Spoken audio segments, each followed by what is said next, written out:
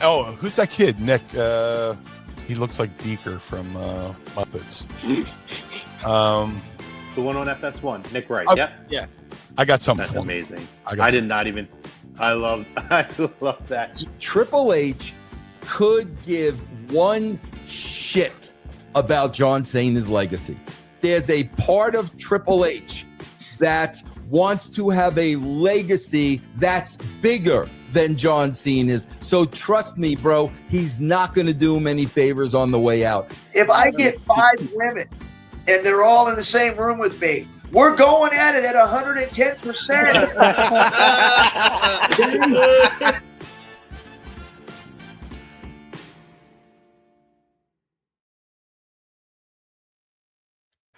Welcome in, everybody. It's Tuesday night here on A2D Radio, meaning one thing, Lazy Booking Podcast on Niche Night here. Ready to talk some WWE wrestling. Chrome, as always, joined by my tag team partner. There he is, one Mr. Arch. What's up, Arch? Yeah, I'm getting a little bummed out that summer's almost over, but football season's coming. The fall is in the air. The NBA schedule's starting to get sprinkled out there a little bit. So getting a little excited. And also, after SummerSlam, you're kind of waiting until, we were just talking before we went on about how Money in the Bank's coming up. So there are some things that are coming up. So looking forward to talking about it. And we got some stuff to talk about. So I'm looking forward to it. Yeah, man. Yeah, no, listen, I'm with you. I'm always at a weird spot when the month of August rolls around because I love football so much. I mean, I wear Eagles on the show all year round. I'm so excited for the Sixers this season. And yeah, you got baseball playoffs coming up. So if you're a sports fan in the city or the area of Philadelphia who's a wrestling fan, you got Money in the Bank coming up in a couple of months. There's a lot of exciting stuff that's coming up. So yeah, man, lots to look forward to. Also sad to see it all go. But yeah. Let's dive in here, brother. Thank you to our doctor who sponsors our show, Dr. Paul Vidal at Specialized Physical Therapy. You can find him in physical locations in Burlington and Cherry Hill, New Jersey. You can find him on the web, specializedphysicaltherapy.com. No appointment necessary. Any aches, pains, anything brand new, anything long-lasting, contact our doc and his award-winning team, and they will set you on track to get back to your physical best. Specializedphysicaltherapy.com. We had quite a night last night, Eric, on Raw. We had quite a SmackDown on Friday, and we're going to talk about the highlights of those things tonight, as well as some other topics that might jump in, including the AAA number 1 contender tournament to face Roman Reigns. We referenced it last week. We're going to talk a little more in depth about it this week in Mexico City. That's going to be I think it's exciting. The Chelsea Green injury. We're going to talk about how that affects things and why it was completely unnecessary to put her in that spot to begin with. Spoiler alert, you know where I'm going to start going on this. And I'm just going to say it now, Eric. It's this whole conversation to me is beyond anything interim or not interim. This is about the specific person and the reason this injury happened when it didn't need to happen. But I digress. We'll get into that. Other Raw news and notes. And I think we might dive into something we talked a little bit about last week with Chaz regarding some controversial comments between Conrad Thompson and Eric Bischoff that seems to just keep going. And I know you have some strong thoughts, buddy. So we're going to give you a little bit of a platform at the end of this show to dive in, and maybe I'll have a little quick reply to you after. But wherever you guys are at, Facebook, X, YouTube, please make sure you guys are liking, subscribing, following to A2D Radio, as well as, most importantly, join our conversation on our topics, which you'll see scroll right across this screen here, as well as anything else that you guys want to talk about. Your comments will pop up on the screen, and we'll get to as many as we can, but we'll at least make sure they get up there, and we'll try to acknowledge as much as we possibly can, as we already have a couple in here. This sexy vixen here. Have a great show. Thanks, fiance. And Don, I haven't seen Don in a while. What's up, brother? Oh, he changed up. He's got the old school Tigers logo. I like it. Good to have you back, Don. Yeah. Appreciate it. Yeah, man. Yeah, no Lions, going Tigers now. That's great, Don. Good to have you back, brother. And here he is. No way Solo goes through the Roman bit. Oh, we're gonna Yeah, get to that in a minute.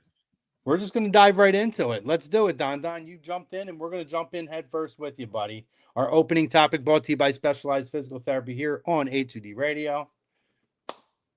Solo Sikoa being forced into the Bloodline proves WWE has no idea what to do with him creatively. Agree or disagree? And I remind you guys, X, YouTube, Facebook, wherever you're at, we want your guys' opinions on this topic and everything else we talk about today. Let us know if you agree or disagree. Let us know why. And we'll share those thoughts up on the screen and we will try to discuss with you. So last night we have Solo Sikoa, who's been really building a whole lot of momentum behind him as a face, coming out of SummerSlam, especially red hot right now. And we decide we're going to throw him into a match against Jey Uso, just like we did with Jacob Fatu when he was red hot. And if he loses, he has to join the Bloodline. And fast forward, this is our main event for Raw. Solo Sikoa has, with the distraction from Jimmy Uso, the assistance from Jimmy Uso, loses this match. Jey Uso wins. And again, Solo Sikoa will now have to join the Bloodline, fall in line. I hate this, Eric. I hate it. I hate it. You want to go first? You want to I'm go gonna first? go first because I think we're go first. I'm so upset about this. Listen, I'm gonna agree. You could make an argument that maybe they at least have an idea because they were on the right track, but it didn't take them long to fumble the football here.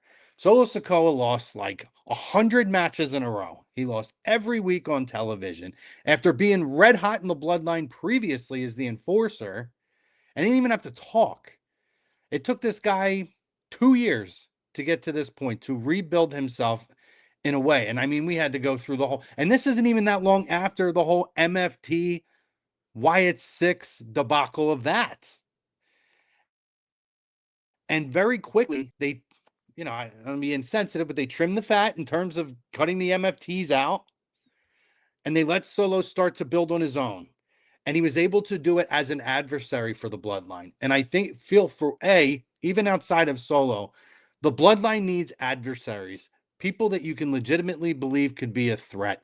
And him being in the position he was in the first time, and now being opposing to them and being an ally to the likes of an LA Knight or Royce Keys, like we just saw, all of that legitimized him a little bit more, and the people started to rally behind him. And to take that away, on top of the fact that he's really shown some really great chops, as his in-ring work's been great anyway. Like he's always been a very good worker in the ring. So it's never that. It's just developing a character that people can get behind, whether it's heel or face, and be passionate about and react to. And he's had some, you can make an argument he's had some of the biggest reactions over the last month on television. And then we have this. We don't need to sympathize with Solo at this point. I feel like at some point you want to sympathize with the babyface, but we're not there yet. We had 2 years where this guy didn't do anything to sympathize with him. I hate it. And we had this whole conversation last week. And it's also off of the back of what Eric Bischoff and Conrad Thompson had to say. More so Bischoff saying, well, the Bloodline, it's the same thing. And I'm not saying it's exactly the same thing, because we made an argument last week. It's not. Even though the Usos and Roman, to me, should all be a part of any Bloodline. They're the core three. That's like the NWO Hogan, Savage, or Hogan, Hall, and Nash. They should always be a part of any iteration of it. But it has a different vibe with Jacob, even though I hate the fact that we did the same thing to Jacob recently. But it's worked for me in a weird way. It's confusing because Roman is like a face, but his family's going after all of the faces. Very weird. Maybe you can shine some light on that for me. But I digress. However, to me, adding Solo to this again completely puts the brakes and takes the steam out of his momentum that he's had. And for a guy, again, who I thought was very good in NXT before WWE, didn't have to say a word and managed to make his character something that people cared about the first run around. He doesn't need this again. And I don't understand it.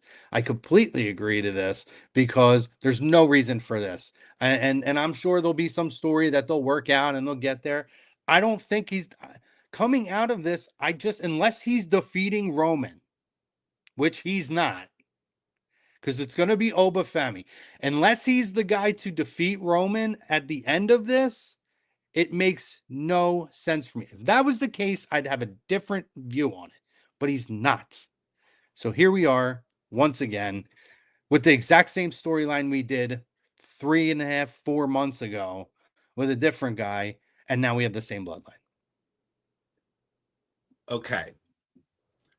I agree with a lot of what you said. And for that reason, I hopefully disagree to the poll.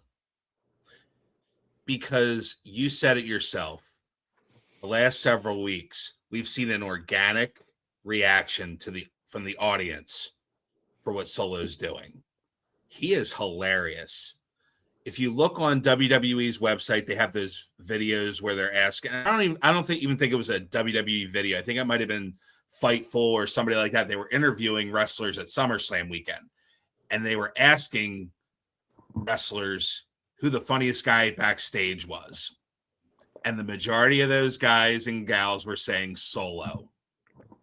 They think Solo's the funniest guy back there. He just cracks people up, not even trying. He's just a genuinely, naturally funny guy.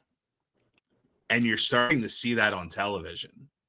And I know they try to do it a little bit as a heel with the MFTs, and his acting kind of goofy, but it just never, it felt very forced. It didn't hit. It's very natural.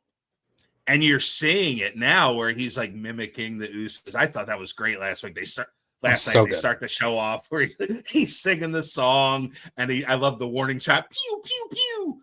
So good. So excellent. So I agree with a lot of what you said, though. The reasoning of why they shouldn't put him in the bloodline. I don't think he's going in the bloodline next week. I think it's one of those, like I said, hopeful. I just think it's super too obvious. You notice they didn't flat out say he's joining the bloodline if he loses. They said that Jey's going to deliver Solo to Roman. So what does that mean? I think the audience is going to be conditioned to say, all right, well, he's joining the bloodline now. That's the end of this, and he's going to fall in line like Jacob did. But I'm hopeful, and I think this is what's going to happen is he's going to spike Roman next week. I have a feeling this is going to start a Solo Roman feud. And I'm hopeful that's where they're going, because I think they have a naturally good thing here with Solo. But I say hopefully agree because we've seen where WWE has something red hot, and looking at them like a lit Christmas tree, you can't miss it, and they fumble. So I'm hopefully disagreeing to the poll, because I think because I'm hopeful that's what's going to happen, and I'm leaning towards that happening because I just think it's kind of too obvious after what happened with Jacob, and it's very soon. But I think he joins eventually, just not yet. So you think he still joins even if he doesn't join next week? I think he joins maybe down the road, not next week. Because what's weird right now is this LA Knight thing, where LA Knight's trying to get a title match. Then we see last night where Solo's looking for LA's help, and LA's like, no. And then he's getting in Jacob's face. And, we're talking about Solo, but the LA Knight stuff was very confusing this week, where he was in Roman's face asking for a title match, and now he kind of got lit up word wise with Jacob and just looked really weak, in my opinion. So are they going with Solo versus Roman? Or are they going with LA Knight versus Roman? So it's like one or the other, but I think the hot hand right now is Solo.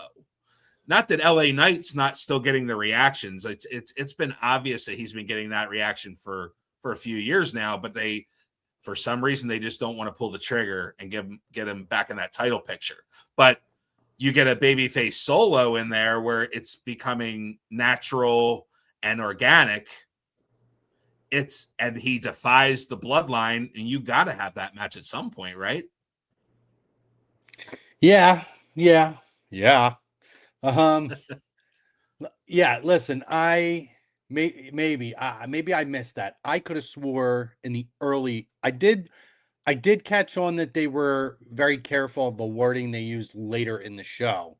Mm-hmm. I thought, and then maybe I'm wrong on that I did hear him say if he loses, he will fall in line to the bloodline like Jacob did. I think there was some of that, but it's kind of like I think it was kind of like the announcers were kind of like, you could tell they were kind of like trying to say like, oh, yes, they were fall in line, or he was going to be delivered to Roman. Right. So it's like it makes you kind of wonder what that means besides the obvious. So that's kind of where I'm going with that. And I think it would be a big mistake if they have Solo go in there, because we said it last week. Look what's happened to Jacob. And your story about heels and baby faces. I don't know who's a heel and who's a baby face, because the lines are so blurred. And you can say that with a lot of stories going on in WWE, but the big one here, the bloodline, like Jay's cutting heel promos at the beginning of the show, and then he's doing the eat with the kids in the crowd. So am I supposed to root for this guy, or am I supposed to boo him? Like if I'm a casual WWE fan that's not watching every week, and I put on Netflix and I see what I'm seeing now, like I don't know who to cheer for and I don't know who to boo for. So it's like it's confusing for the casual viewer. For us, we're like, all right, whatever. We know what's going on. We know the story and all that stuff. Yeah. For a casual fan, like good guys and bad guys, good girls and bad girls, like it's very blurred in that specifically in there. Yeah, I do think the Roman booking is very unusual. Like I like the face run of it. I don't know why we're doing this whole everyone he's associated with is a heel. And then when he's giving orders, it's very heelish. And I mean, maybe at the end of the day, it's supposed to be that none of it was genuine to begin with. Yeah. Who knows? I will say too, Chrome. I was listening to Busted Open today, and Bully Ray brought up a good point about LA Knight. Besides his catchphrases and his promos, there's nothing really babyface about LA Knight. He has a big ego. He comes off with a swagger to him. Like, if he didn't have and let me talk to you and no and all that stuff, he's probably a heel.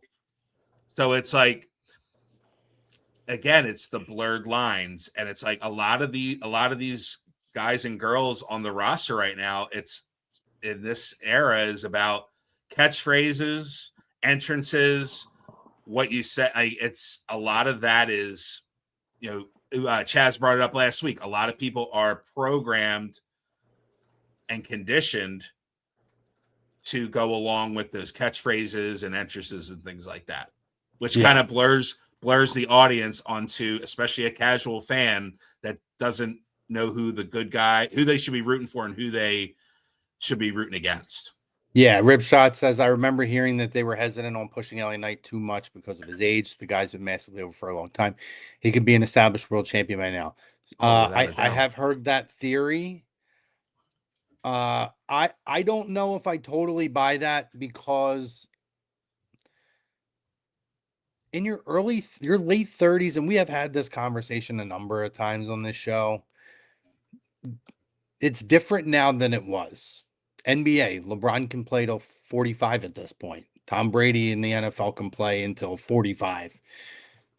Athletes are so conditioned differently if they take care of their bodies properly. And with the fact that, especially over the last 6, 7, 8 years, the amount of days they work has been cut down so short. Like a lot of guys at this point almost don't enter their prime until they get to after 35. Now there's exceptions, right? Obviously to the rule, but a lot of folks don't hit their prime on the men's side until they're about 35 to 40. And I believe, I want to say LA Knight's like 41, 42, maybe. Yeah, I Give or mean, look take. at you see everybody at the top of the card right now: Cody Rhodes, CM Punk, Kevin Owens, Drew McIntyre, who's out, but you could throw him in there. I'm probably missing somebody, and we just saw Brock Lesnar leave, all over 40 years old. So Yeah. it's a young person's game sport entertainment now, but also longevity is seen now. Like you look back at 1997, I always compare it like, hey, 1997, you had your oldest guys were Hogan and Brett and Flair, and they seemed ancient at that time, Macho Man. Like, but now you if you threw them into 2026, Night is, yeah. So it's a different game now, like you said. Yeah, I mean, AJ Styles and Bobby Roode were in their mid-30s when they signed with WWE at that time. Yeah, I guess my point is, I don't think age is what's holding him back from being champion. Do I think I said this before. I think they should have pulled the trigger on him a few years ago when he's hot, but he was red hot back when Roman was champion. A lot of guys didn't get the title. Roman held it for 4 years. So it's, when you have a champion for that long, sometimes you have guys that are well deserving of it and don't get the opportunity. Yeah, and it's not to say it's not true, but just looking at the history, Cody's in his 40s, and Cody was what, 38, 39 when he won his first world title for WWE. So I don't know that the age is really as much of a factor. A lot of the top guys are in their late 30s, early 40s. Yeah. I think Priest is almost 40, or he might be 40. If you look even 10 years ago, your guys at the top, Seth and Roman were at the top 10 years 43. Ago. Priest is the same age as LA Knight. If you even look just 10 years ago, the guys at the top, most of them were they like Cena? Cena was your oldest, probably, but your guys, like your cornerstones of Roman and Seth, they were a lot younger. Brock was 10 years younger. So your roster has gotten older, but the talent hasn't gotten worse. If anything, it's gotten better because you brought Cody in, you've elevated, you got Punk back too. So, they've been fortunate to be able to ride these guys that are older for a long time. And we always say there's going to be a time where they're going to need some of these young guys to start stepping up. And of course you got guys like Oba and Trick and Braun that are waiting in line. But right now, as questionable as it is right now, those guys are the money makers, the ones at the top. So it's to tell WWE to stop booking those guys, it would be a massive mistake financially. Yeah, absolutely. Let's move on to our next. Well, so we'll see what happens with Solo next week. I hope you're right. Me too. I was just going based off of what I thought I heard in the beginning, but I did, to your credit, catch on to the different verbiage used. So maybe they were saving themselves an out in it. Topic number 2 of the day: Kevin Owens confronting CM Punk on SmackDown, leading to an intense promo exchange, some pushing and shoving. I love this. Eric, your thoughts on this? Yeah, I think we were all anticipating this after what happened at SummerSlam, and something fresh, something brand new, and keeping Cody away from the title for the period, which I think benefits both the title and Cody Rhodes. But going back to Punk and KO, we've heard rumblings about bad blood between the two guys, and whether they mended fences or not to do business or not, I don't really care because we're getting it on TV either way. So what's nice too is we're not waiting to. So I put out a video a couple days ago where I was questioning why Kevin Owens and Punk was happening so quickly. And I think about it. We talk a lot about how they drag things out with a lot of these PLEs, and where it's like, all right, well, enough talking. This is enough. We're getting this match in less than 2 weeks. And we saw just a sample of what we can see on SmackDown. And I'm sure we're going to get that the next couple Fridays as well. And probably some more physicality, hopefully, going into that match. I would say, it just feels like, and Punk is so good at this where he can push the buttons, but what's great is KO can push it right back, which makes it brilliant. And in that, and the fact that they haven't faced each other in a WWE ring makes it even that much better. So I'm really looking forward to this. I like how it started. I'm looking forward to seeing how it goes going into their match in Toronto. Yeah, listen, I mean, the legitimate heat in this, it's undeniable. And the thing about both of these guys that I think I can give them a lot of credit for is maybe more so KO than Punk's history of his career.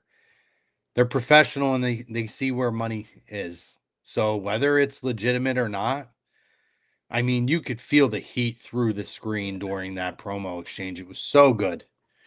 And then you read about a lot of it throughout the week, right? A lot of this stemmed off of, the Colt Cabana podcast, which is, I mean, Colt Cabana's podcast with Punk has lived in infamy for Colt Cabana. I mean, he's infamous for that. Screw the wrestling career. He's going to be forever etched in professional wrestling history for this podcast that just constantly gets tread. And I'm sure because of it, whenever anything like this comes up, people go back and listen to the podcast. Oh, without a doubt. I actually said to myself fairly recently, I was like, I haven't listened to that thing in a decade. I'd love to go back and listen to it again and just knowing where we're at now. But anyway, listen, I love Kevin Owens. He is hands down one of my favorite performers in the ring, outside of the ring. And the idea of getting a Kevin Owens CM Punk program in general, and then these kinds of promotions, we just knew this is what it was going to be. And the fact that we got to see the first installment of it, and it did not disappoint whatsoever, was exciting. It makes me very excited for this. It makes me excited for KO. Do we pull the trigger on KO? I would. I would too. I would in a heartbeat, but I don't know if they're going to. I think the X factor in this is Sami Zayn. Sami Zayn still has a score to settle with Punk, and I think Sami now feels like KO took his spot. At the end of the day, they could be best of friends, but business wise, like, he came out and basically got put in the match that he thought he could win, and there's still a lot of story there, and of course their personal history is unmatched. I mean, they go way back. They've been best friends and bitter enemies. So I think the X factor there is going to be Sami, and I wouldn't be surprised if we get a triple threat match at some point with the three of them, which I think would be even more volatile based on the history of all three of them. And Sami has had no bones talking about how much he hates Punk and how he screwed him out of the title. So very interested to see where that goes as well and plays into this story. Yeah, agreed. I think Sami Zayn will end up ultimately at some point playing a bigger factor than we even realize. But yeah, if it's for me, I'm telling you right now, I'm pulling the trigger on Punk myself, or on KO too. He is hot. He looks as good as he's ever looked, especially if he's going balls to the wall, and we don't know how long we have. This dude deserves another world title run. And Without I'm a here doubt. for it. Without a man. doubt. I'm here And it's for not it. gonna hurt, and it's not gonna hurt Punk. No, not at Punk, all. Punk is exactly what we talk about with Drew McIntyre. He's like he's not gonna be, he won't get hurt by this at all. If anything, it'll help him because then they can keep on feuding. Yeah, absolutely. I totally agree. So we'll see where that goes. Our other big news coming out of SmackDown: Chelsea Green injured, timetable for return uncertain.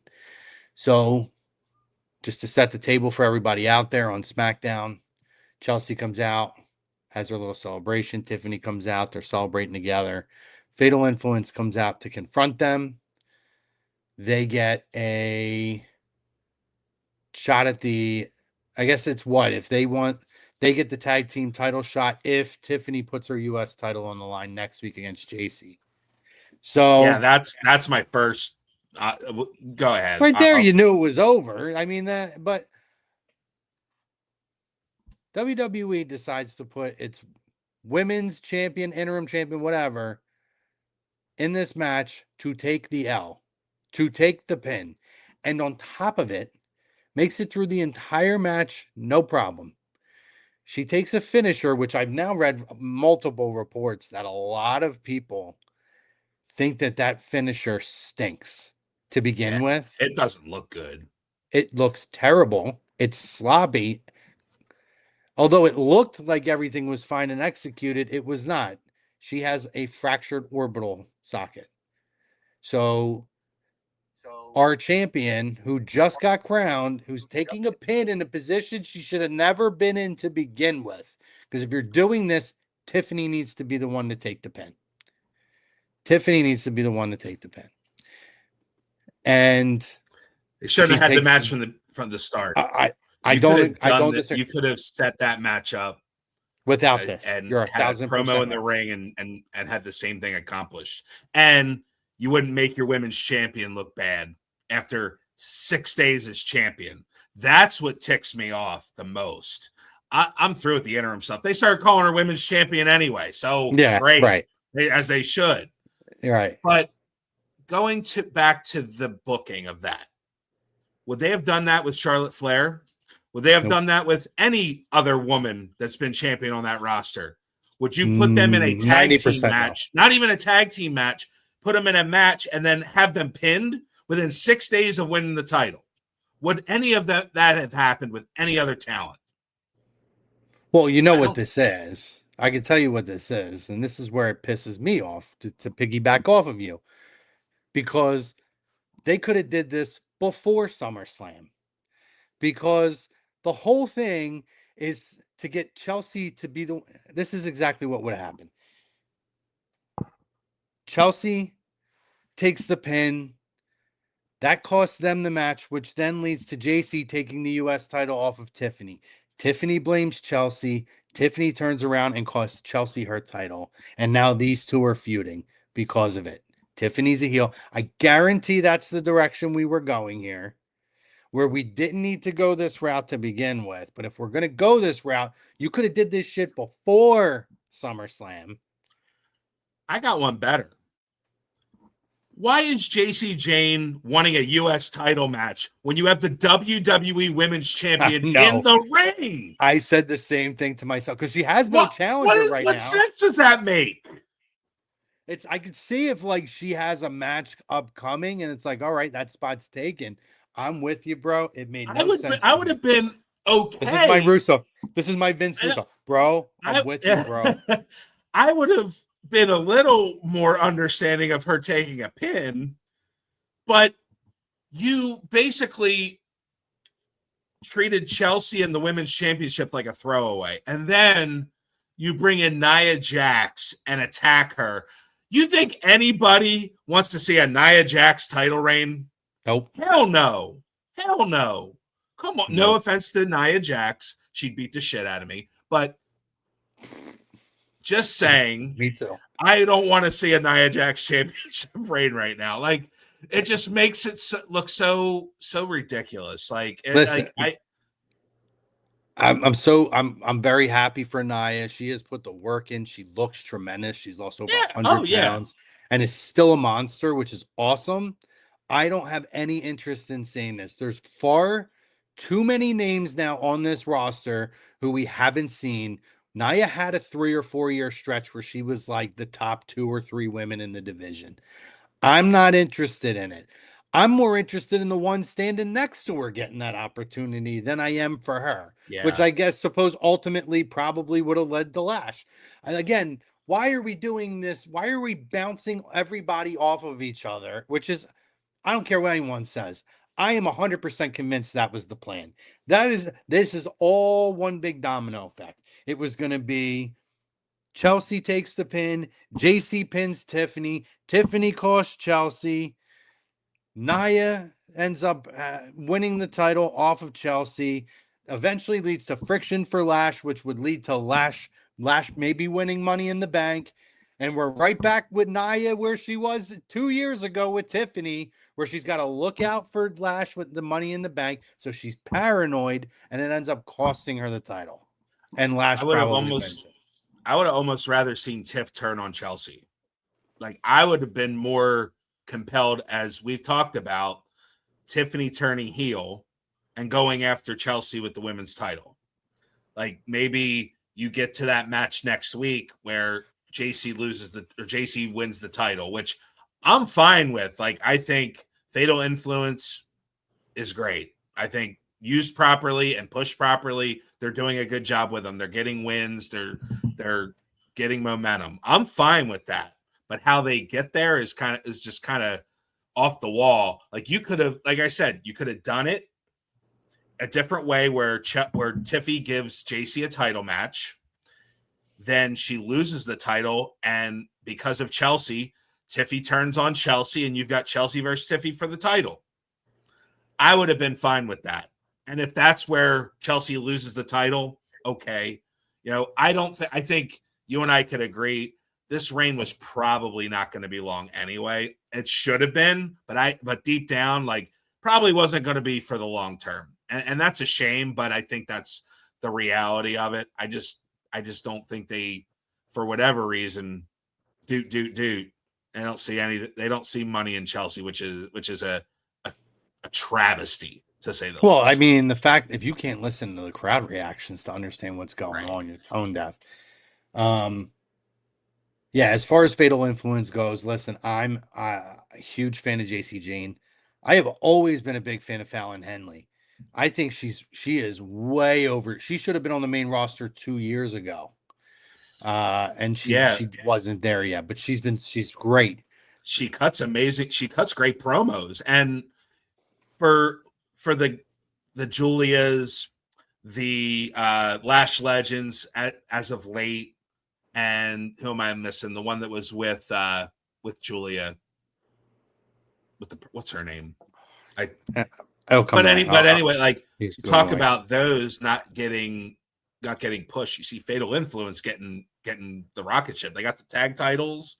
Now they might get the US title. Like they're doing the right things with them, which is good to see for a change. Yeah. I totally agree. I have felt for a while, and maybe I'm alone on this, that Laney Reed could have used more time down there. Sure. And who's the one who hurt Chelsea? I digress, though. Wasn't Laney Reed put in there because the one girl quit? Was there somebody that quit Fatal Influence and then they put Laney Reed in there? I could be wrong. I think they had somebody in Fatal Influence and they quit the company and then they put Laney Reed in there. I could be wrong.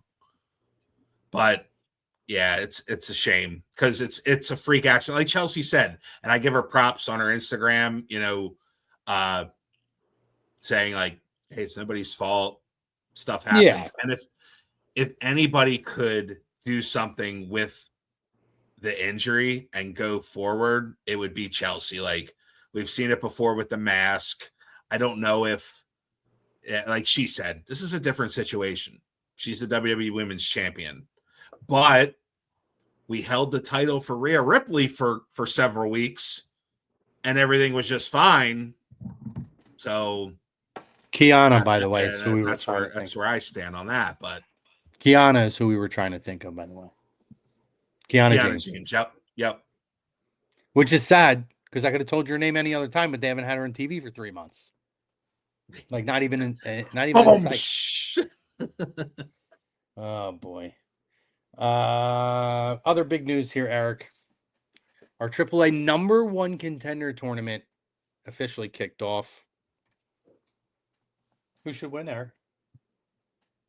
Who's gonna win? Yeah. First of all, real quick before you go in. Love this. Yeah. Brilliant idea. Able to highlight some talent. Even a guy like Laredo Kid, who has been all over the place, just to get a moment to compete against Penta on Raw is tremendous for him. And it's tremendous for the AAA brand to be able to highlight like Dr. Wagner and some of the other talent they're going to be featuring. And then, we've known, obviously, Penta and Phoenix are who they are, but we've known how they felt about Dragon Lee. And I'm on board now with Dragon Lee. It took me a while, but I think he's really developing a personality that's I think that the partnership with AJ really helped him out a lot. Oh yeah. And absolutely. and even though he lost the feud, albeit brief, but the feud with Gunther, seeing a no-nonsense aggressive side of him, piggybacking off of the relationships with Ray and AJ, I think really did wonders for him. I'm very excited for this tournament. And Eric, by the way, they did answer your question as to why is Dom Mysterio not in the tournament. Did you miss that? Oh no, I saw it because yeah, left him out of it. Oh, he said you get everything handed to you. Everything handed to you. I figured. In fairness to Ray, storyline wise, even if it works, absolutely, count, he has not earned his spot in that tournament. So and him and I think him and El Grande fight 2 nights before at Triple Mania. So I mean, it makes sense logistically. Probably don't want to put him in that right after, but I love this too. And I keep hearing online, well, it's obvious Roman's not going to lose the title to a luchador. Well, no kidding. It's not what this is about. This is about, like you said, giving these AAA superstars a platform to show what they've got because they want to get extra viewers on the YouTube channel watching, and they want to get people invested in Triple Mania. This is what this is all about. And I love that Rey Mysterio is the face of AAA. It's such a natural spot for him. Perfect. Yeah, without a doubt. And I love shout out to Undertaker. Yes, I love that they are very vocal in promoting that Undertaker is he's essentially the Shawn Michaels to NXT for AAA. He's doing an amazing job. Keep him he's there. Done so good. If you haven't watched those shows, guys, you need to go to YouTube on WWE's YouTube and watch like the last 3 AAA PLEs that they've had. They are you don't even need to know the wrestlers, and you'll know a bunch of them. They are awesome shows. It is so good. And don't compare it to WWE. Let's face it, WWE is a slower paced show. It's it gets dragged out. AAA is the opposite. So if you want something more fast paced and more action, AAA is definitely where to go. The only thing about this tournament and I'm nitpicking a little bit, is it's very obvious who's going to win this tournament in my eyes. And I think he's the right guy, of course, because we've talked about this. It's time for him to move up the ladder on the main roster. Lost the IC title. We're talking about Penta, of course. I think even if he does not beat Roman, putting him in the ring with Roman in Mexico City and putting on a hell of a match with him is going to elevate him regardless.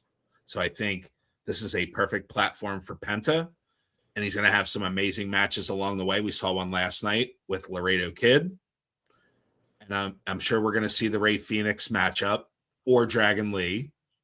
Those will be excellent as well. So it's a win-win, a special win-win for AAA. It's a win-win for Penta. It's a win-win for everybody. Yeah, agreed. And I know we've talked about this before. There are instances, and I think you're on board with me. This is one of them. I don't have a problem with knowing who's coming out of this tournament.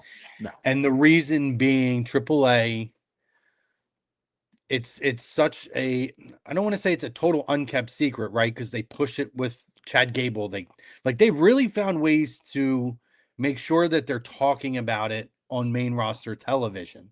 Yep. And I think that's important to grow it because it is a legitimate brand. It's the fourth brand of WWE. And it's something that Dom goes down there. You see main roster talent go down and work with them.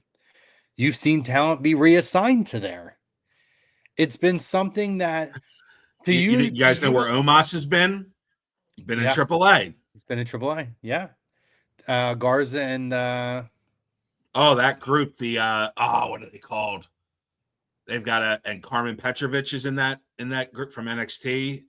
They're doing a bang up job over there. They got and Dom recently joined them too, right? Yeah. Yeah. So good stuff going on down there. Check it out on YouTube.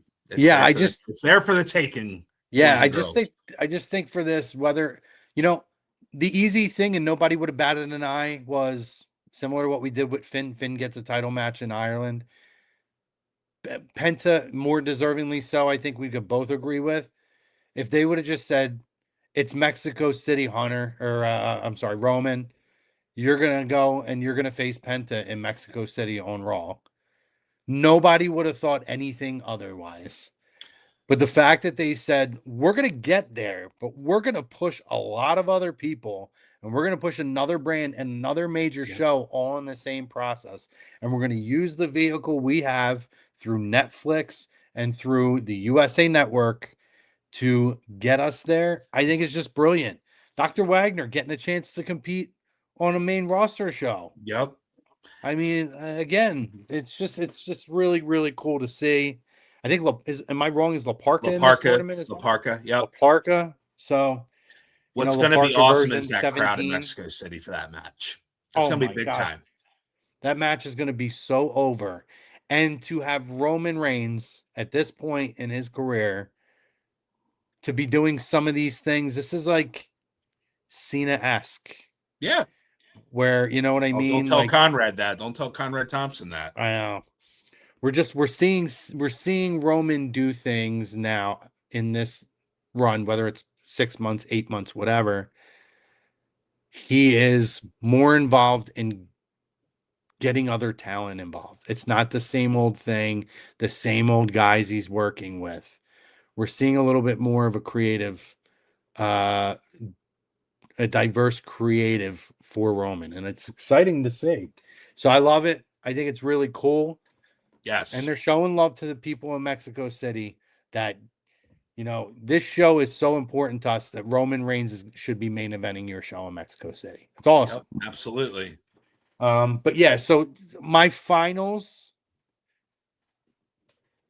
Dragon Lee, I could see Dragon Lee ending up there. The match we haven't seen on WWE television is Penta and Rey Fenix. And the history with that, to show that this matchup is so important that two brothers will go to war to get to it, to me is a more compelling story.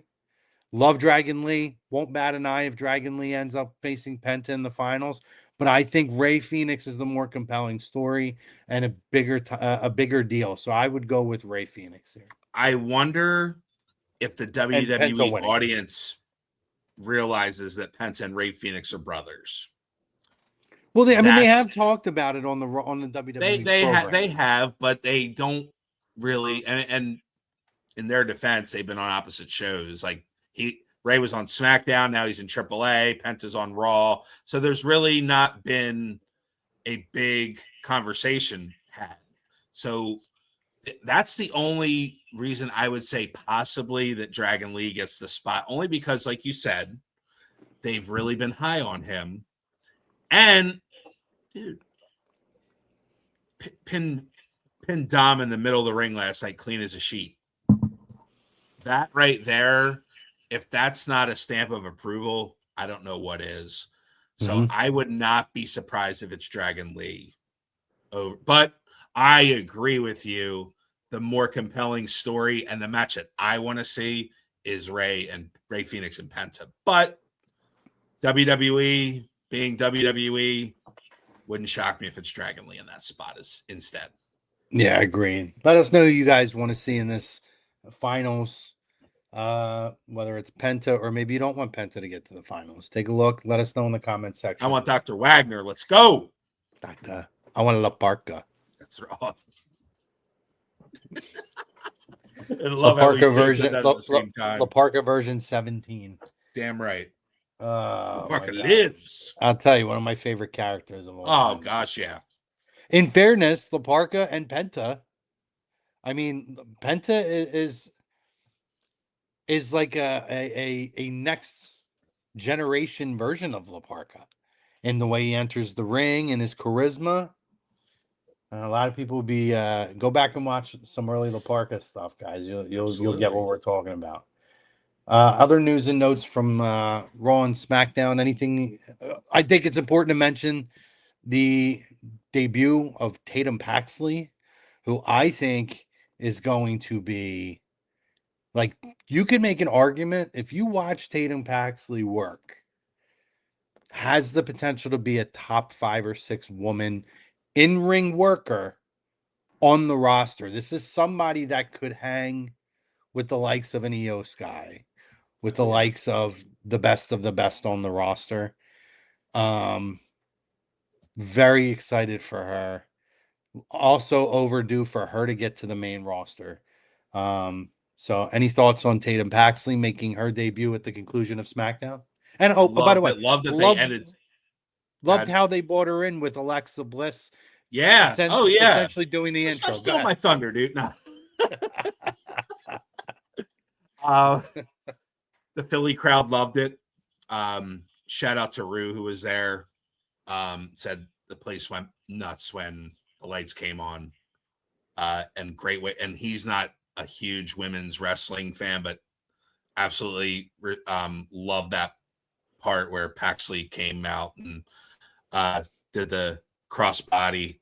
Just amazing reaction. And yeah, so well deserved. But yeah, you putting her with big stars, which means that she is a star in proxy, which is perfect. So I would say to that, can't wait to see what she does. And it evens the playing field now with Lash and the baddies, or not Lash, Jade Cargill and the baddies. So I just want to say real quick, I respect Jade Cargill. That match was god awful on SmackDown, and it's a shame. I think she's doing her best, but I don't know how much longer they're gonna continue this with Jade. I think she tries too hard in the ring to do too much. I think she needs to, do kicks and power bombs. Like, I don't need you to do it trying to do power bomb into a flip and all this stuff. Like, I think they've got to just break it down Barney style, and I think she'd be more effective that way. Like, you got to put her in a position to be successful. Clearly, she can't handle a lot of the stuff that they're asking her to do in the ring, and they need to figure it out, because I was very disappointed in that match. I was actually looking forward to it because it's the first time they've fought on TV. Oh, and it's one of the matchups when Flair, she signed. It's a big opportunity. It's one of the matchups when she signed that we wanted to see immediately. Yeah, set her that's a dream Flair. match right there, coming from AEW. That was circled, and they teased it the first week Jade was there. Charlotte came in, like, that was teased. What's crazy too is, like, most of the match was good. but 3 consecutive botches to close out that match. 3 complete botches all by her. Like that was not on Charlotte. Charlotte Yeah. might be a professional, come out and say it was on both. That was not on Charlotte. Yeah, 3 and that's botches. where, like, And did you see the figure 4, by the way? On top of it, she didn't have her feet in the right position and couldn't get her leg hooked, so she just kind of like winged it. yeah, I'm a Jade supporter. I try to give her the benefit of the doubt, but that was ugly. And Tatum debuting saved that moment for her. yeah, it did. Because It did. They're not talking about that. They're talking Correct. about Tatum. Correct. Good point there. Afterthought. The only other thing, what are you thinking of Big Cass? You see him now, like he attacked Javon, now he's attacked Dragon Lee and Javon again. What are you thinking about Big Cass? I don't like this, like, we're bringing him in and his character is, I was the young talent too, and I got cast aside, so I am bitter and I'm going to take care. Like, it's lazy to me. It's kind of what we've seen from him. And if I'm going to get what I've seen from him, give me Enzo back. They need tag teams. Give me the tag team back. But like the thing with him, man, he worked so good in TNA I mean, he has moments in AEW. It was what it was. And I'll be honest, like maybe it's a sentimental thing for me. I was not always the biggest Big Cass fan, but when you know his story, and I did have an opportunity to meet him and talk to him at a convention for like 20 minutes. And this is like, he's good. He's healthy. He's the healthiest he's been. He's clean. I just had such a wonderful interaction with him that I felt like I want to support this guy. And the talent is there. But it's just so stereotypical WWE creative bullshit in his instance. It's very lazy booking to me, what we're seeing with him, because he could do so much more. He's somebody that could go up against a Royce Keys. He's somebody that could go up a lot against a lot of these big talents. Let him be a big guy. Don't minimize him to, I'm the guy who's bitter 8 years later, or 9 years later, or whatever. What the hell was it? 11, I don't know how many years it's been. However many years it's been, I'm the bitter guy. Because I think that's just like I don't care then. Like the company did fine without you. They probably made the right call then. Who cares? I not to take anything away from Javon Evans and Dragon Lee, but if this was done to like a Seth Rollins or a Cody Rhodes or a big star, I think it would have had more of an impact. I think going after kind of the small fish is kind of like, it's a throwaway. It doesn't matter. But if you did it to a bigger star and made a bigger impact, like we haven't seen Seth Rollins in a couple weeks. Like he'd probably taken time off. Probably nothing for him right now. But you could have had him come out on Raw last week and cut a promo congratulating Roman, and you had Cass attack him. And then you've got a built-in story right when he comes back, because you need something for Seth to do. But that's just an example. I think the execution would have been okay if it was a bigger star. Yeah. No, it's about her execution, by the way. You're Martian chiming in. Welcome back, brother. We appreciate you having you. Yeah, it's not that. It's just I think they've tried to book her. I think as champion, they tried to book her to protect her because she didn't defend the title much. Not that any of them really are, but I think for her specifically, it was more to protect her. And now that she's she's wrestled quite a bit recently.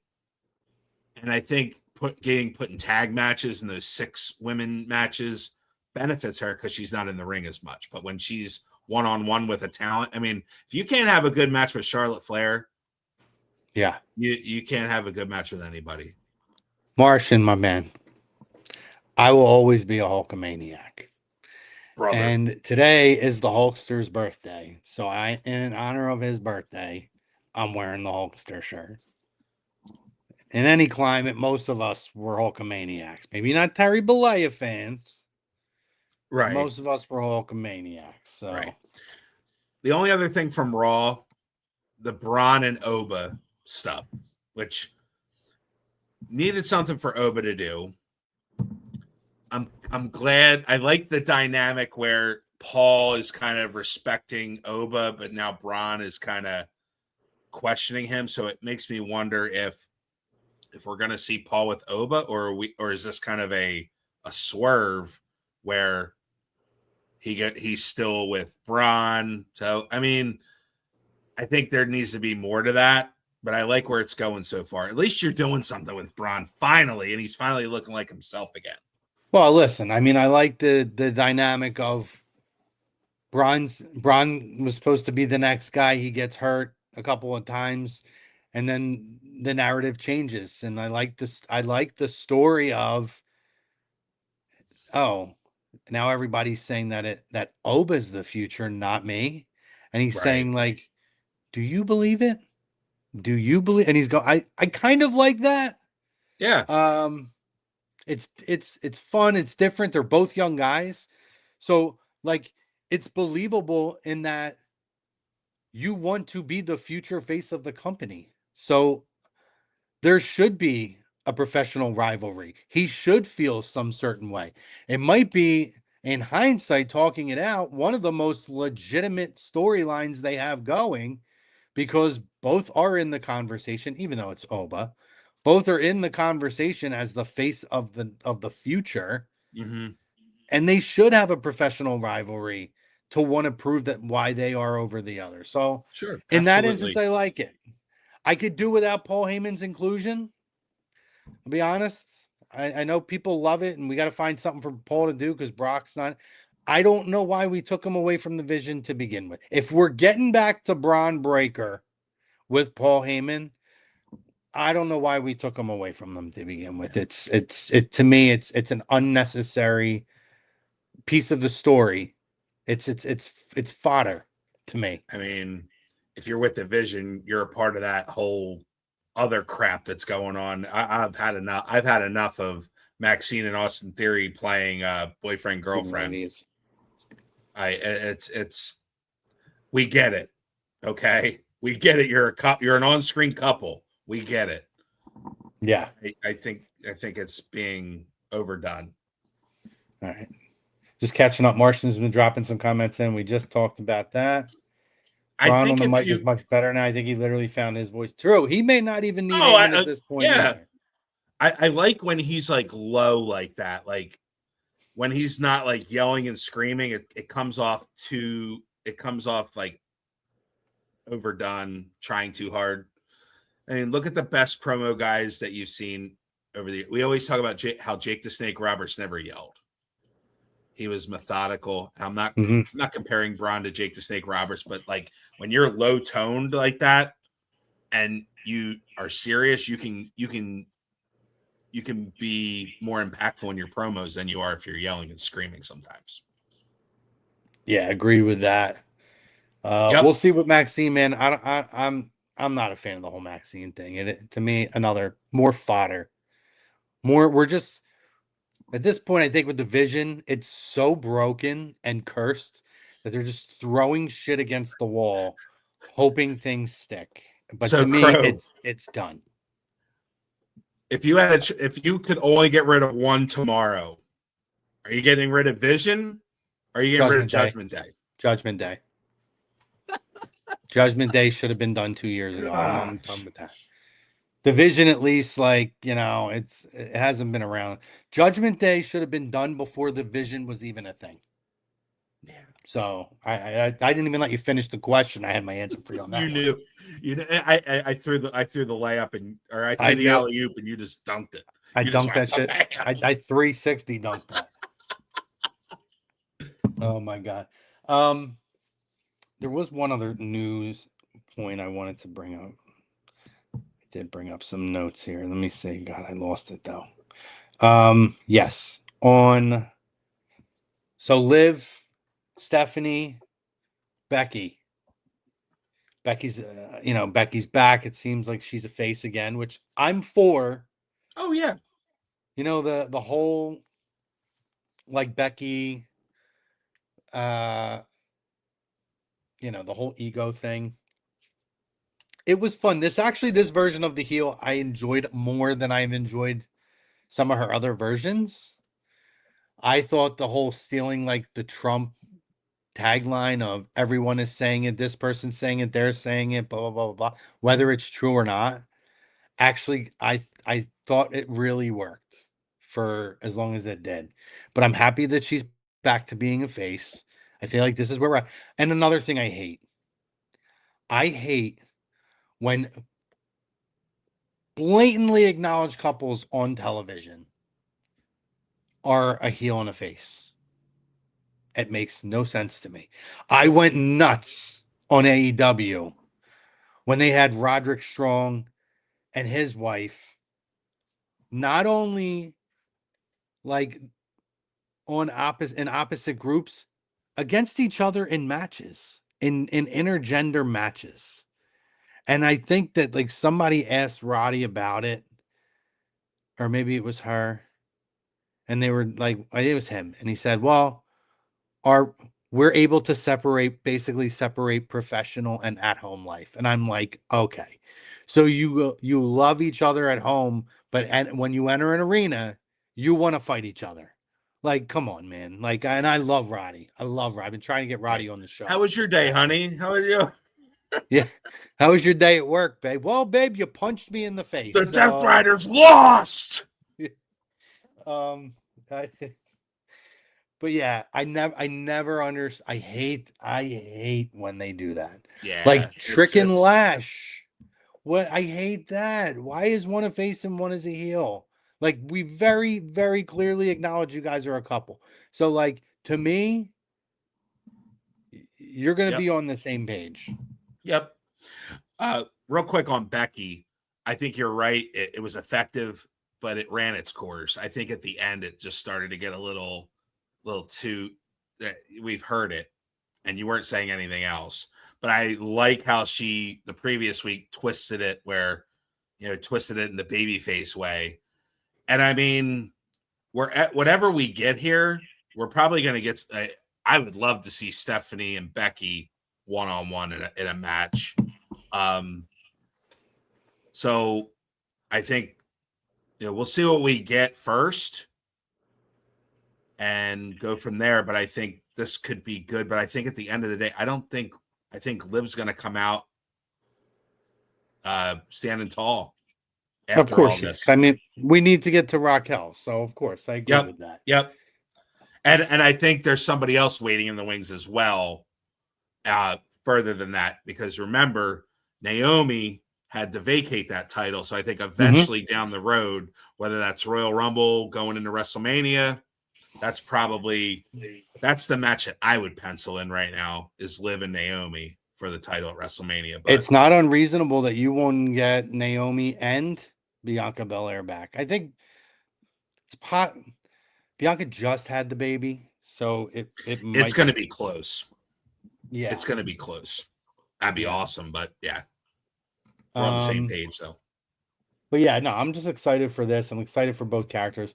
Stephanie, last thing on this, Stephanie, her best work was with Liv, and who better than not just to pair her back with Liv, but to have as an opposite foil to her character, to help her character development, Becky Lynch. I think it's a really good spot for her. I think this program is an investment in Stephanie Vaquer, pushing and developing her in the WWE world of where they need her to be. You can tell even last night, her English is getting better. She's definitely working on it. And I'm fine with her speaking Spanish and English. Like, if that's what makes, I think it makes it more compelling and more impactful when she gets that angry Spanish, out and then, continues with the English. I think it works very well for her character. So keep doing your thing, Stephanie. I totally agree. La primera. Eric, this is your moment. All right. So Hold on one sec. Hold on. What does this say? Booker T waiting on the devil's kiss. For real, for real. You know what, Eric? Let me ask you a question before you get into this, because I want to let Yeah. you close the show out on that. There was an interesting story that came out this week, and I just want to get your thoughts on it. Avery Styles, AJ Styles' son, second show. Wrestles for GCW. One of the wrestlers made a made a very public criticism that he did not help to set up the ring and set up the chairs and yada, yada, yada. I have my thoughts on this. I would like to get your thoughts on this. So I didn't. Second professional match, by the way, folks. Yeah. This So is AJ Styles' son, 19. So I saw the story and I didn't read too much into it, but like it sounds like they feel like he's entitled, where it's like, oh, you're too good because you're AJ's kid. That's where like you saying that tells me like someone thinks he's entitled and he feels like he doesn't have to do that. Not knowing the guy, but seeing his father, the way that he came up, I'm sure that this was purely accidental and unintentional. And not knowing the whole background of the story, I'm sure it wasn't intentional to not do that stuff. I mean, the guy's probably got so many nerves trying to follow in the footsteps of the phenomenal AJ Styles. Like, you know how much pressure's probably on that kid? Let's cut him some slack, all right?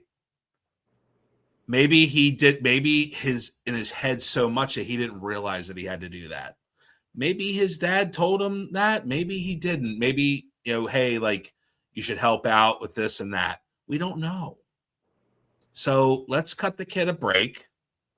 And it's a shame that he's put on that pedestal already where he's already got the name, like, he's already got stink because he didn't help set up the ring. Like, come on. Like, give the kid a break. Like, everybody take a chill pill and let the guy, he's got enough pressure on him already. And if that's what's expected, maybe somebody should tell him that. Like, hey, like, just a heads up, like, and don't bring it out and post it on social media like an immature child. I'm taking a totally different approach to this. Okay. Yeah, I don't know the full context of the story. So he's a hired talent. He's not a GCW talent. He's not an employee of GCW.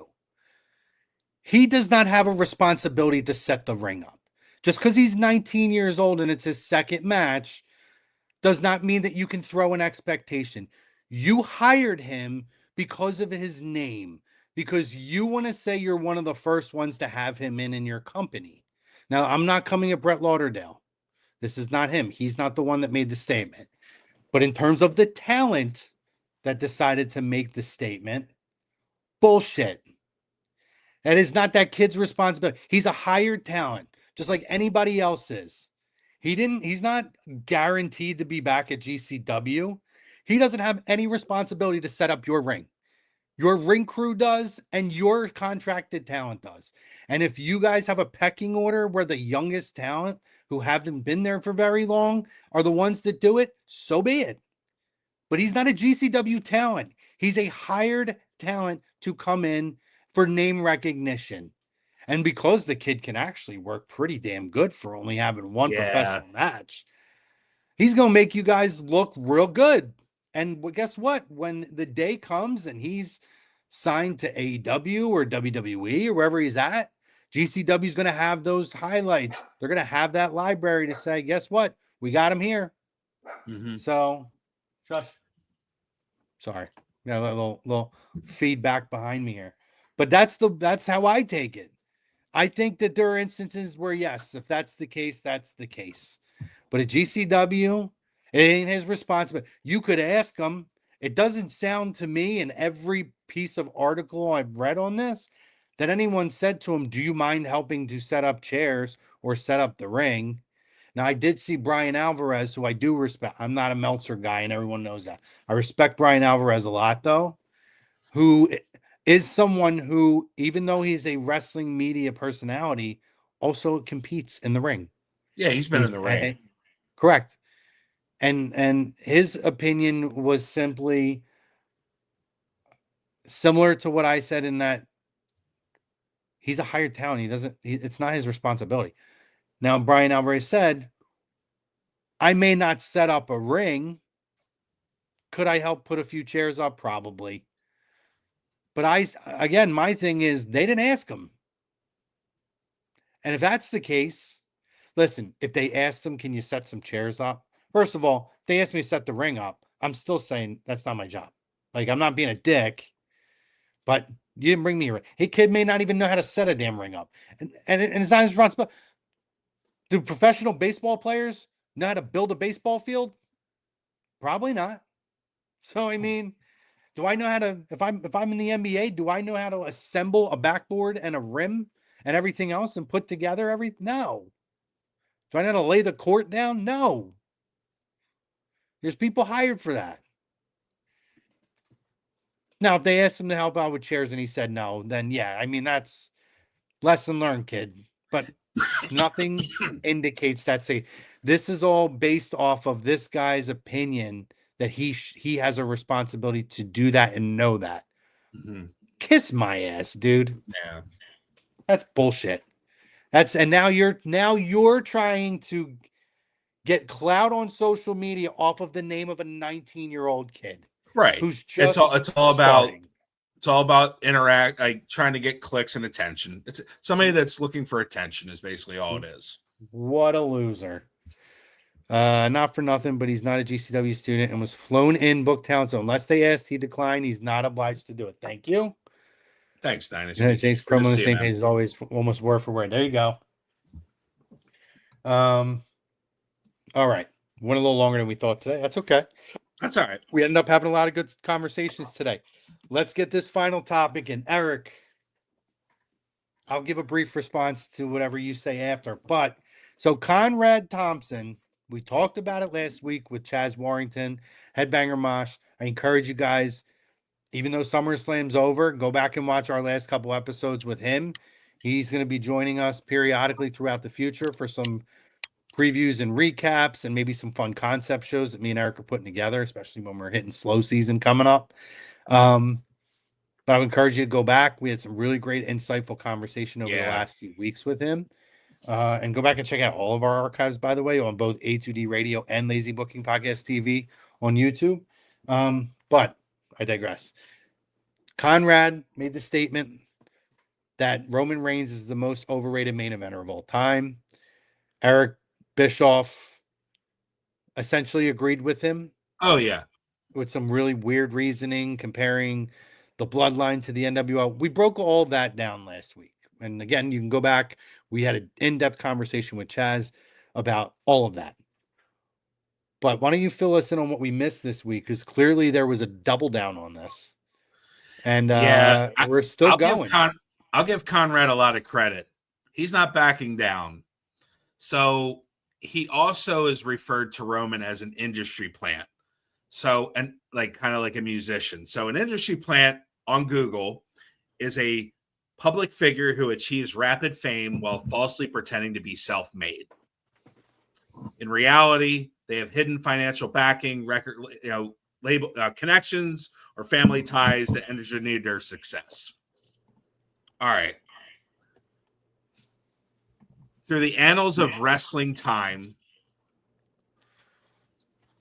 and you can go far back as Lou Thez, Harley Race, Ric Flair, Hulk Hogan, John Cena. They've all been industry plants. They've all been put in that position by somebody, a promoter, a booker, someone of that nature. Every wrestler has been an industry plant. The one exception you could probably have is Steve Austin, because I think he was the exception because he wasn't supposed to be in that spot. He was organically put in probably there. Him and Daniel Bryan, maybe, or him and Bryan. Yeah, there you go. They're probably the two. That's probably the two that come to mind that should have never. Yeah. So maybe you could argue Punk too. Yeah. That's Yeah. Oh, yeah. Absolutely. there And I is would not say- many that get through the cracks, though. Right. So people have been Undertaker's probably one too. That like, if you think about it, when the Undertaker gimmick started in 1990, I don't think they envisioned what that became. That just became a legendary character that morphed into different types, like the American Badass, the Purple. He made that character what it was. But through the annals of time, especially in the old days, the NWA, they had a committee that handpicked their world champion. We're going to say, all right, well, Dory Funk Jr. is going to be our champion, or Ric Flair, or whoever, the WWF, Bruno Sammartino, they handpicked him.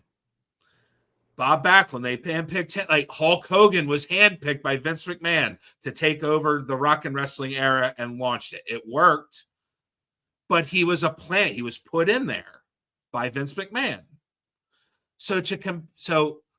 And he's trying to say, well, Roman, you can't compare him to Hulk Hogan because he wasn't force-fed down your throat. So that's the argument that he has, that he was force-fed.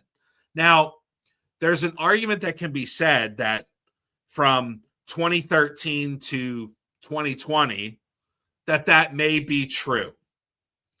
And that he needed the pandemic to get over. He needed Paul Heyman to get over. And I love Paul Heyman to death.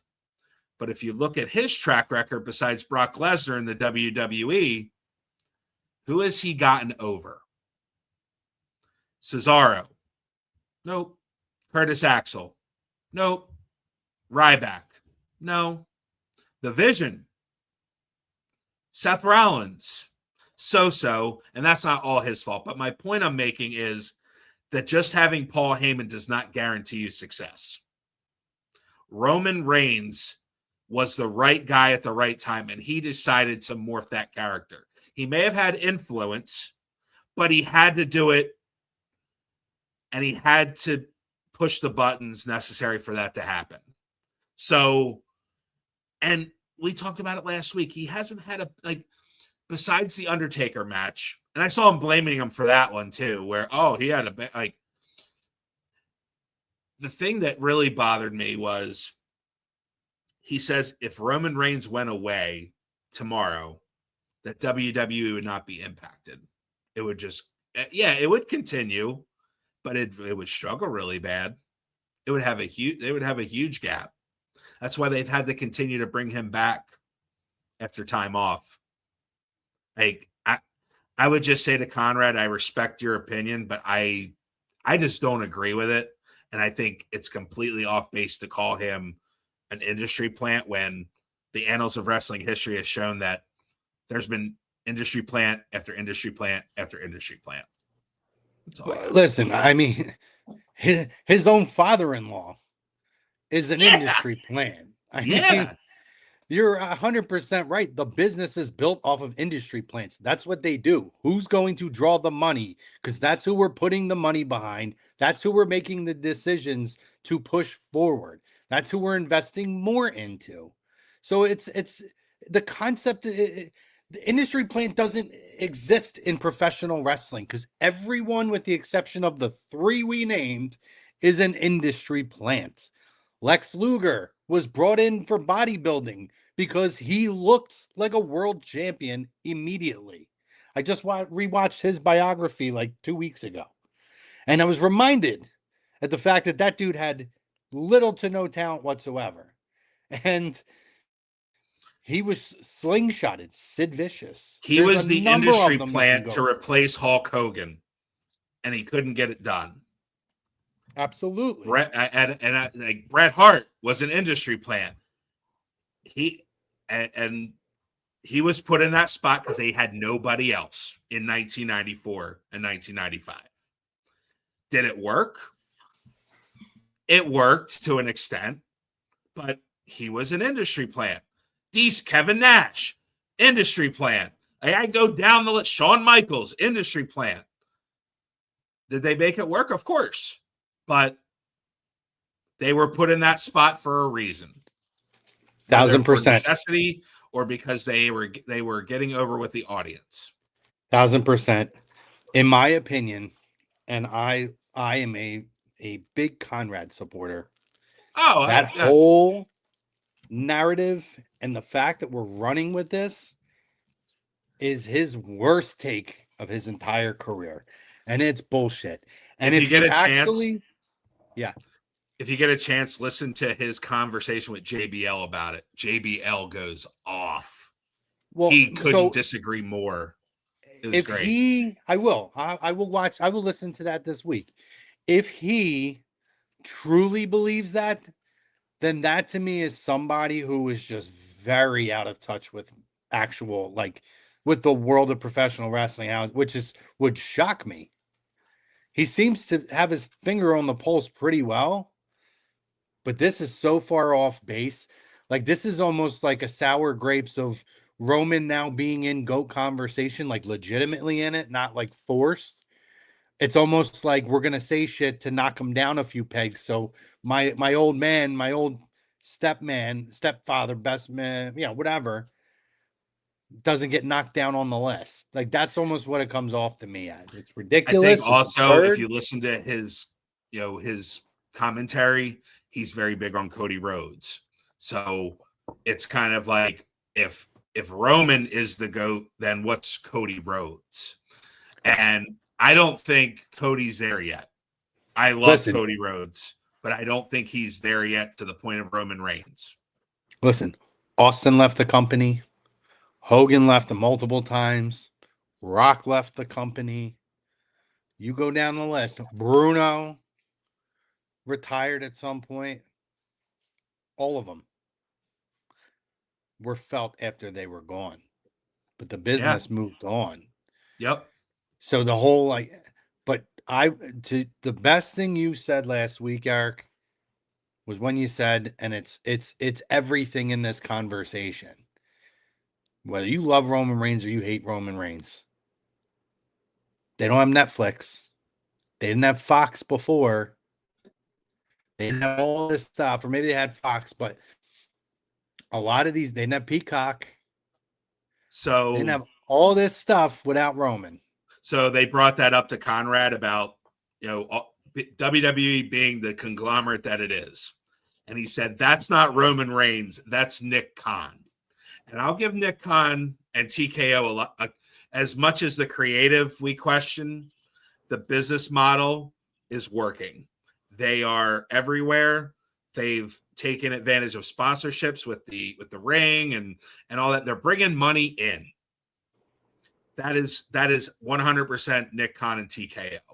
However, those sponsors and those licensing agreements and these TV deals, they are looking at what the viewers are watching and what they like and what they don't like.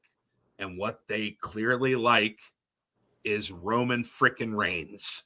So without him, you don't have the car shield, or you don't have the Guardian on your ring. You don't have Prime. You don't have this stuff without Roman Reigns to a very high extent.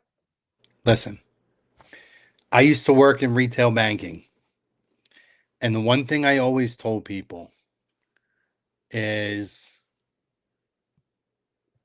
when people go into a bank, and this is, I used to tell my team, like my tellers, my customer service reps, doesn't matter, loans and all that stuff. When people form an opinion about a financial institution, it's because of the people on the front line. If they don't like this bank, it's because of how they're they could have had 25 years of a great experience, but because of one interaction they didn't feel was pleasant with the person on the front line, they think the whole bank stinks. Yep. On the other side, people will live and die by their bank, whether they're getting the best rates or not, because of those people and that loyalty that they feel from those people who are on the front line. Yep. And it takes those people to put that company in position to sell itself. Now, The company can have certain people that they see talent in, and they say, I'm pushing that person to the next level, much in a bank. If I saw someone who worked harder, I push them to cross train, to train as an assistant head teller, because I wanted them to be more in the front of people, because those people are who are pushing the team and getting out and talking to people are the ones who are going to make us look the best Yeah. and give people the best feeling. This is the Absolutely. same instance. Nick Khan really only until very, very recently occasionally gets mentioned in criticism of things, but it's not really. He gets the praise though. Yes, he does. He's on the back end. The talent on the TV and Triple H, because he puts himself on television all the time. Right. They're the faces. They're the ones that people formulate how they feel about the company. We sit here, Vince Russo, our buddy, we love you, Vince. Vince Russo, our buddies in our chat, a lot of different people who shit on Triple H. We don't really know if there are decisions that TKO have heavy influence on. Yep. But he's never going to tell you that. No, he's going to take the brunt of it, whether it's right or wrong. Correct. Or yeah, he's going to take the bullets. He's going to be the armor for Nick Khan and TKO. That's his job. That's being the face of WWE, for better or for worse. You get that criticism no matter what. If the crowd isn't, if you're not selling out SummerSlam, who's the blame? Triple H. You're not hearing, well, that's Nick Khan's fault. No, it's Triple H. It's, Triple H didn't do this and Triple H didn't do that. The first person you always hear is Triple H. Listen, look at John Cena's retirement. Yeah. They did what John Cena wanted for the end of his career. And at the end of the show, who was getting booed and getting a chant to fire him? Triple H. Honor. Yep. So again, this idea, like, oh yeah, well, it's Nick. No, it's everybody who's a part of it. Yes. But I remember very particularly when Fox signed their deal with WWE, they had particular requirements for their show. They wanted Brock Lesnar and they wanted Ronda Rousey. And so there were points where those they wanted Roman Reigns. So at that time, because that was such a network, huge network. Oh yeah. Primetime television, they were given, for the most part, what they asked. Roman Reigns was a part of that. Roman Reigns was a part of that. Yep. The OTC was highlighted on the premiere episode. Yeah. Why do you think he's on Netflix now? Because correct. There's no there's a reason for everything. Where he's at, his appearances. Why again? You saw it last night. Roman Reigns is back next week. Because they know people are going to watch it. And what's he going to do next? So they're all handpicked. Everybody's handpicked, right? And there are people who don't ever get what they deserve. If you don't like them, then root for somebody else. But Conrad is crazy. Conrad, I'm so disappointed and shocked that not only did he make this statement that he is like going guns a-blazing on this. Yeah. Because it makes me question a lot about Conrad's opinions now. Right. Like, what's his agenda in that? Like, does he have I get it. Like, if you don't felt like him, he was like a man of the people. Now I feel like it's agenda driven. So now I question, like, how much of what he says is agenda. Yeah. Hopefully it's only this instance where his opinion didn't agree, and I get it. Like, we're not going to agree on everything, You and I don't agree on everything. Like people aren't going to 100% agree on everything that you say or do. But that statement, and then like not like just the way he's going, like doubling down, and then like you're wrong. Like, dude, like there's valid points out there. You're just not listening to them. Well, I will say this about Conrad. And again, I really do love Conrad. I think he's great with all of his. He can be a real dick when he wants to be. Yeah. Like, especially with Bruce. So, he was this JBL one was that. Yeah. Like I said, like I'll have to go. I will go back and. Yeah. It's real. Yeah, JBL was like, really? Like, what are you doing, man? Like, yeah, I'll have to listen to that. Maybe I'll listen to man. that one tonight. Listen, this was a fun show. We went 35 minutes longer than we thought we would. It's all right. It was fun. But listen, lots of good stuff to talk about. So we dove in head first. Yeah. Had some great interaction. Thank you to the fam out there that interacted. Make sure if you guys are here, first time or long time, if you haven't yet, hit the like, hit the subscribe, hit the follow. Continue to drop comments in. Share this with someone who you think might enjoy our show. We also encourage you guys to jump over, not just on the YouTube pages for A2D Radio, but Lazy Booking Podcast TV on YouTube. Also give us a follow over there. That's our archive. It's where we post all our shows day after. So this show live here on A2D Radio Tuesday nights, typically between 5:30 and 6:30ish. And then we post it to around 9 a.m. on Wednesday morning to our show. Also, make sure you guys stay tuned. We're going to get your opinion in a minute, Eric. Make sure you guys stay tuned to A2D Radio. As always, we got the Flyers Talk A2D, A2D Wednesday nights, other content here on the channel.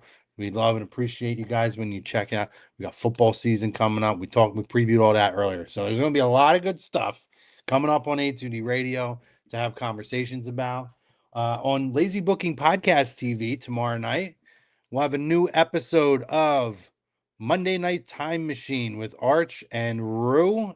Eric, who are we talking, or what are we watching along with you tomorrow, Eric? So I promise you guys, those that tuned in the last episode that Rue and I did, we thought we were going to be doing an episode of Raw that was not on Netflix. It's not anywhere else. I dug up YouTube and wasn't there, but promise you, I confirmed it again today because I'm crazy. We're going to go back to, I believe we're going back to August 14th, 1997 for a Raw. And we're right up on the anniversary of it, which is pretty cool. It was kind of by accident, but this is the Raw from Atlantic City, New Jersey at Boardwalk Hall. A lot of historic things happen on that episode. The return of a major star after 7 years. We have the first encounter teaming of a very legendary Hall of Fame faction on this episode. So it's and a very important promo in the Attitude Era. Die Rocky Die, as we will talk about, as you will see. So that'll be some of the things we'll talk about. But if you like the old school Monday Night War wrestling, this is the show for you. 8 o'clock tomorrow night on the Lazy Booking Podcast TV channel on YouTube. Rue and I will be on there, so hope you get a chance to check it out. What time? Do you know what time you guys are firing up? 8 o'clock. There you go. So 8 o'clock tomorrow. Make sure you guys join. 8 o'clock Eastern on the mothership, baby. That's it. And then make sure you guys come back to A2D Radio, typically around 10:15, 10:30 for A2D Wednesday nights. So lots of good stuff coming up here. Lots of great content. But we appreciate you guys. Again, thank you for the comments. If you haven't yet, hit that like, subscribe, follow on the way out the door, and then hit your search bar, look up Lazy Booking Podcast TV, and do the same for that. But for myself, for Arch, everybody here at A2D Radio, we love you guys, appreciate you guys. Tell somebody you love them. We're out of here. We out. I think we're out. There we are. Gotta love it. Peace. See you guys.